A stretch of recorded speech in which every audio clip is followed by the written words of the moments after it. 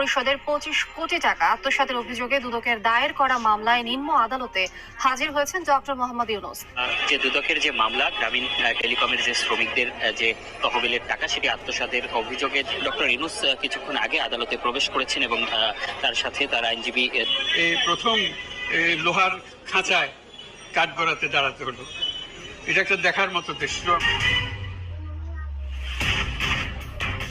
গ্রামীণ ব্যাংকের অর্থ আত্মসাৎ এবং বৈষম্য বিরোধী ছাত্র আন্দোলনের শিক্ষার্থীদের হত্যা মামলায় বিমানবন্দরে দেশ ছেড়ে পালাতে গিয়ে গ্রেপ্তার হলেন ডক্টর মোহাম্মদ ইউনূস। রাত প্রায় ৩টার দিকে হযরত শাহজালাল বিমানবন্দর থেকে তিনি তার সুটকেস নিয়ে পালানোর চেষ্টা করছিলেন।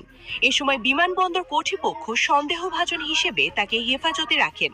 গত ৫ই আগস্ট শেখ হাসিনা পতনের পর বাংলাদেশের অন্তর্বর্তীকালীন সরকার হিসেবে গঠিত হন ডক্টর ইউনূস। তবে সরকারের দায়িত্বে আসার